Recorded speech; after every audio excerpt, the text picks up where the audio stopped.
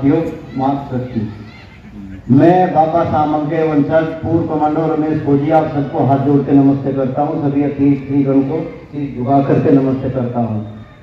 भाई रही बात बाबा की, बाबा सामल ऐसे वीर योद्धा थे, उनको पता था कि मैं जिसके साथ टक्कर दे रहा मेरी मौत निश्चित है। वो फिर भी नहीं, वो डरे नहीं, घटे नहीं, हटे, वो लड़ते रहे, लड़ते लड़ते वीर गति को प्राप्त हो गए। मेरे अंदर भी उन्हीं का ही खून है, मैं भी हमेशा उन्हीं के ही प्रति चिन्ह पर चलने की कोशिश करता हूँ और चलता रहूँगा। रही बात, मैं एक बहुत गरीब घर से बिलोंग करता हूँ, क्योंकि अंग्रेजों ने मेरे जब ये शहादत का वो हुआ तो मेरा घर जला दिया था। मेरे घर में कुछ नहीं छोड़ा था, हमारे को बागी बना दिया था, हमारे पास बनाने खाने के लिए कुछ नहीं था।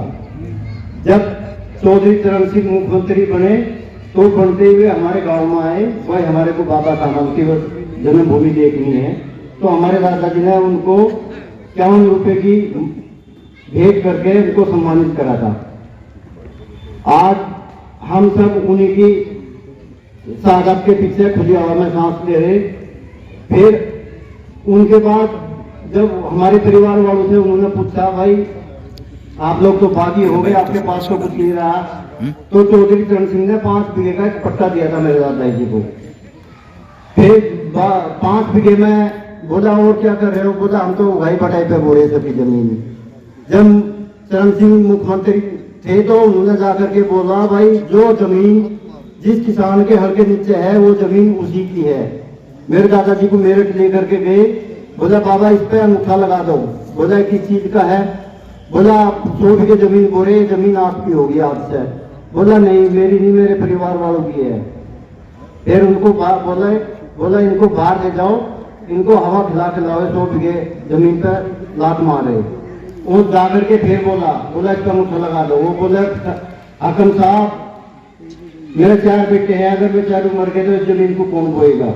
तो मैं तो उस दानदाता परिवार से हूँ, मैंने बाबा के नाम पर कभी कोई चंदा नहीं दिया और नहीं मैं करूँगा, क्योंकि ये जो मेरे सिर पर पगड़ी बंधी हुई है ये कोई अपनी मर्जी से नहीं बंधी। ये पूरे गांव में, पूरे गवान में मिलकर के बाबा सामल की वंशज के नाम से, बाबा सामल की वंशज की मेरा पगड़ी बंधा हुआ है। ये कोई मैं दुपट्टा बांध के सिर पर नहीं घूम रहा। इसी के बाद फिर हम गरीब तो थे, हमारे पास कुछ नहीं था। आज हमारे को भगवान ने, भारत सरकार ने और हमारी इंडियन आर्मी ने इतना मजबूत कर दिया, क्योंकि हम 5 भाई फौज में हैं, 4 हमारे बेटे फौज में हैं। हम आज अगर कोई हमारे को कहे बाबा सामल तुम्हारे बल या धन से कहीं बैठा हुआ है उसको छुटा करके लाना चाहो, तो हम इतने सक्षम हो रखे आज कि हम उसको वहां से छुटा करके ला सकते हैं। मैं यही बोलूंगा, क्योंकि ये कभी भी एक फौजी और एक बाप, इन दोनों पर आंख मीच करके भरोसा कर लेना, कभी भी धोखे में नहीं जाओगे।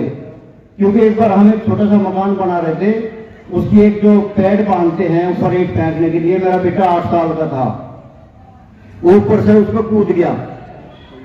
मैंने बोला भाई तू क्यों कूदा, वो उसने सीधा यही बोला पापा मुझे पता था कि नीचे मेरा बाप खड़ा है, मुझे चोट नहीं लगने देगा।